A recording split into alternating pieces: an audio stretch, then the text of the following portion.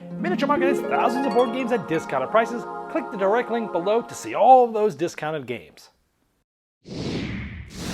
Hello my friends, today we're going to be working as a team. We're going to be going to different places on the mountain, through the rivers, over the roads. We're going to be climbing, we're going to be snowshoeing, trying to finish all the missions, and we're going to be recording different animals. Today we're looking at the Geek team.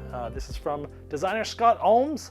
So let me show you how the game plays. It is a limited communication cooperative game. I'll show you how it plays. I'll see you on the other side.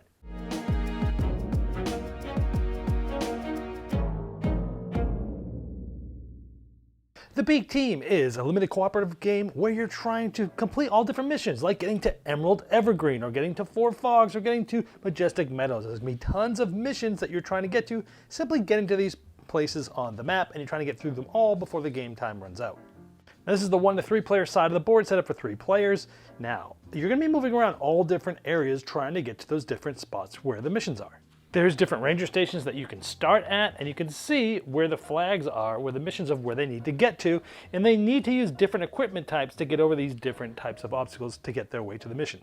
Now, at the beginning of each round, each player's going to get 4 cards. Now, these cards are multi-use. At the top, you'll see a type of movement, like it might be boots on the green, or blue oars on the water, or snowshoes up in the mountains, and things like that. There also will be an animal. So you can use this card to either move, or you can use it to basically, experience and take pictures of an animal. Now, you'll see there's different animals in different regions, and what you'll need to do is basically take and record all of these animals and get through all the missions before the game ends. For example, if I was anywhere on any of the spots in this region, notice the color and the coloring in the background in this, and I had this card, I could play it and I could record this animal, which allowed me to take this off the board, place it on my mat, and now we know that that animal's recorded. Again, you're trying to get all of them off the board in addition to all the missions. Now, everyone starts with a mission, as you saw earlier, but each round there's going to be more and more missions available, and you're going to have to get through and complete all of these by the end of the game. So these supply cards that I was showing you, at the beginning of the round, each player's going to get 4 of those. Now, you can't talk at this point, and you're going to be giving 2 of them to evenly to the person on your right and evenly to the person on your left. Usually it's going to be 2 and 2, and you can't talk during that phase, so you're all helping each other out, looking at the board, looking where they need to go, and trying to give them the best supplies. Then players are taking actions, and they'll be doing things like, hey, if they're in the same spot, they can share different cards with each other, and that's going to help to try to get them to go where they want to go. So on the red player's turn, they might play this. This would be played next to themselves. They might play this, and this is going to allow them to go 2 on this line here. Essentially, that's a climbing route. So they can go up to 2. They don't have to use all 2, but they can go up like that. So now they're 1 climbing route away from getting to their mission, or they're 2 green routes from getting to their mission. So for their next card, maybe they play this. This goes 2 on the green, and they could go like this, and they could complete this mission. So essentially this goes back on their board, this gets taken and discarded, and now they have 2 slots for their missions. So let's say they don't want to do anything else right now, they can go to the next person and come back to them, and maybe they'll have some things later to do based upon what the other players have done or where they are on the board, things like that. Now, after moving, if you're at a ranger station, you can get more missions. And what you do is 1 card at a time, as you would take a mission that's available, and you would give it to one of the players. So let's say you drew a 5, and you look at the board, you go, 5's right here, it's right next to 4, green's going to be coming down here and getting here anyways, this will be good to give to green. And so they put this here, and they put that this. Now the trick is, you can only give missions to someone that has a spot, and that hasn't already received a mission this turn, which means you're basically going to be giving a mission to everybody that has a spot open on their board that has not been given a mission yet, which means sometimes you can get a mission you don't really want. Because I still need to give a mission to yellow and red this turn, but you know what? The next one might be good for one of them, maybe bad for both of them, and then the last one's basically just getting one, and it's going to be completely random. Now, the last type of action you could take is use support from another player. This is a wild. It could be used for 1 on any of these, and you would flip that player would flip it over to allow you to use it to give you a wild movement. Now, in order for this player to flip it back on their turn, they need to discard any 4 icons from cards. So they might discard cards like this to have 4 total icons, 2 snowshoes and 2 green boots, to flip this back over so someone else can use it again in the future. And some cards are helicopters, which allow you to move directly to a ranger station, which is great for getting missions, but also moving to different parts of the board. Now, so players are going to be taking turns in clockwise order, and once everyone has passed, said they're not going to make a move anymore this round, then the round ends. Now, if there are 3 or less in this, they go to the next one, and you go to the next round. However, if there's more than 3 at the end of a round, you've lost. By the time you get to the 6th round, if you have not, at the end of the 6th round, gotten through all of them, and everyone has their missions done on their board, you get to part closed and you lose. So you got to get through all your missions and have gotten all the animals off the board by playing the cards in the right regions. That's pretty much how you play the basic game. Now there's different levels you can play. There's a level 2, which adds blocker tokens, where certain tokens are going to be coming out and blocking so that you can't go through here. And now when you get animals, it uses the special ability side, and you can use these for different things. You can actually use them as a wrench to remove blocker tokens. Once these are on somebody else's board, you can also use them for special abilities like drawing a card and discarding one, so giving you some more options. And some of them actually let another player move on a certain spot, like the road, because that's the icon for the road. So that's like level 2. Level 3 gives you power tiles, which give you abilities like, hey, I get to go +1 on snowshoes and climbing this game. They're all also double-sided as well, so they have different abilities on both sides. There's also special missions now, which are harder because all players have to be on one of these in order to complete that special mission.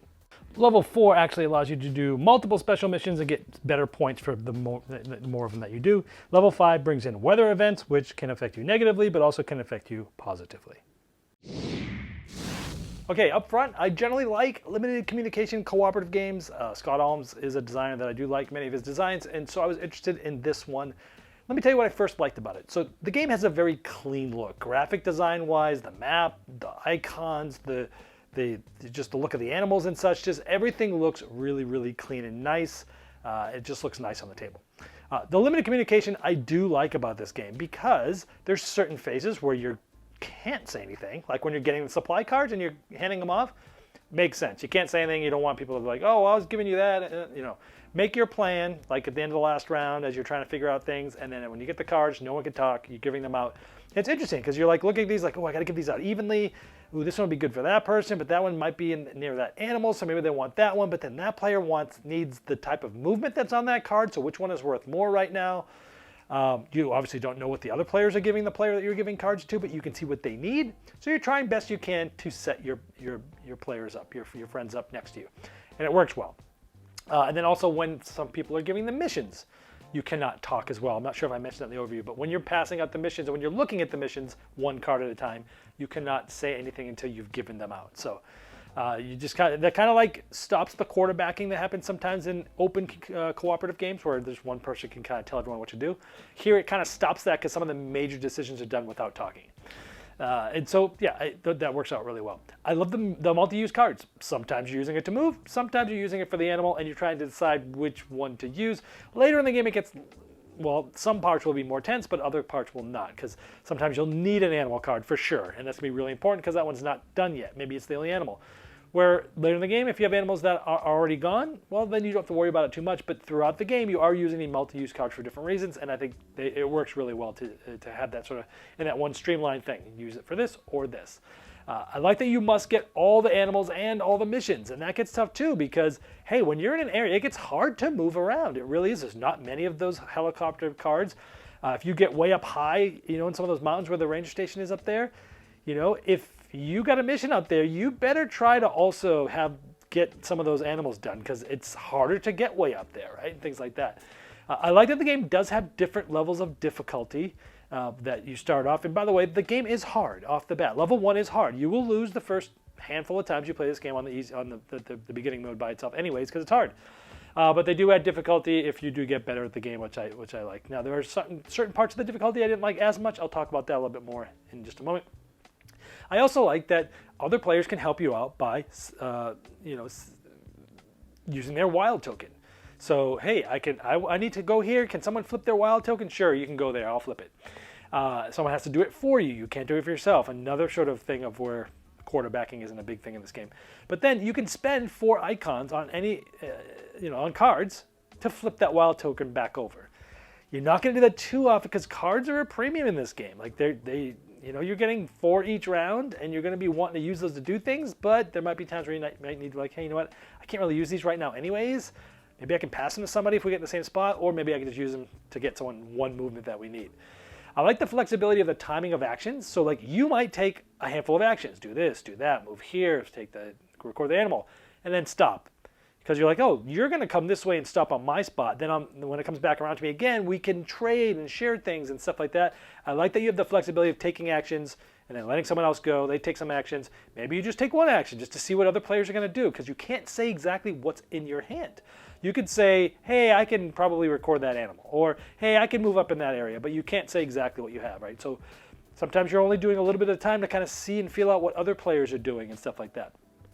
Sharing the supplies in the same space is really good too. It really helps when you can do that, but it is hard to line yourselves up that way. The things that I didn't like as much for the game, definitely luck of the draw can hurt you a lot in this game.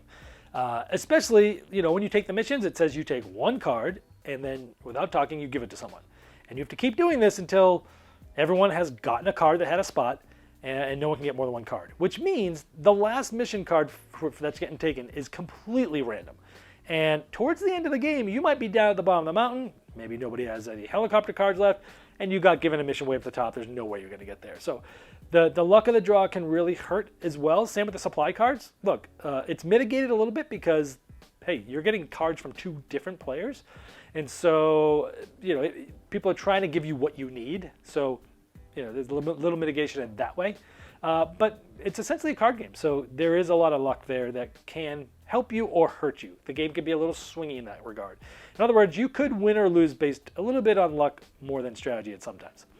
Another weird thing is to get more supply cards, you have to move to a ranger station. So like the first round of the game, I thought it was odd that someone basically has to blow 2 cards, because it says you can't move forward and back on the same place with 1 card. So if I have like a 2 green, I can't go forward and back. And so someone's going to need to basically burn 2 of their 4 cards just to get to a ranger station in order to give people more missions. Because if you don't get more missions in the first round, you lose. Because the way the board is stacked, if there's 4 or more cards there at the end of the round, you lose. So someone is going to have to get to a ranger station. I thought that was a little weird, that you could lose in the first round. One person's basically forced to waste 2 cards, half of their cards that turn in the first round just to get more missions. I thought that was a little weird. Thought there should, maybe for the first round, you can get more missions if you want. Anybody can do it, whatever. That was a little weird. The other thing is that in the difficulty levels, I liked, not that the game needs to be harder. What I liked the best about that was the special abilities. That was the best part about that. The other things made it a lot harder. And level 4 and level 5 are kind of like, for me. Like level 4 is like, hey, you can do more than one special mission, and the more you do, the more points you get. Big deal. 5th one, weather conditions. Some things are good, some things are bad. I generally don't like event decks in my game that's just like, hey, you can't do this round. It's like more randomness in the game. I didn't really like the last 2 levels, but the level 3 with all the powers and stuff, that was the best level by far. So overall, the game itself is very light. If you're looking for a limited cooperation game, the ages is 10 and up, and I think that's about right. This game on level 1 is probably about Forbidden Island-ish heaviness. Granted, Forbidden Island actually starts with special powers. This does not till level 3. But there's enough thinking of you looking at other players and seeing where they're going to go. From a mechanics, from a thought-provoking standpoint, it's probably a little heavier than Forbidden Island, but mechanisms-wise, it's about Forbidden Island. And then as you get towards the end, maybe you're at like Forbidden Desert. This isn't a heavier, medium-weight sort of gamer game. This is a game that can be played with families and gamers. So if you know that going in, and you know that, hey, you can play this with kids, you can play with family, but you can also play with gamers and ratchet up the difficulty, and you like limited communication co-op games, I think it's something that you might enjoy. This has been the Game Boy Geek, breaking down barriers, growing relationships with board games, and helping you find the next one you love. Game Toppers upgrades every game you play, being the one table to rule them all with Game Toppers, leg kits, dining covers, premium game mats, and more. In their 5.0 Kickstarter, they found a way to deflate prices to pre-pandemic levels without sacrificing their quality brand, and in some cases by $200, plus dropping the shipping price as much as 50%, saving another $100. Go to GameToppersLLC.com to late pledge now.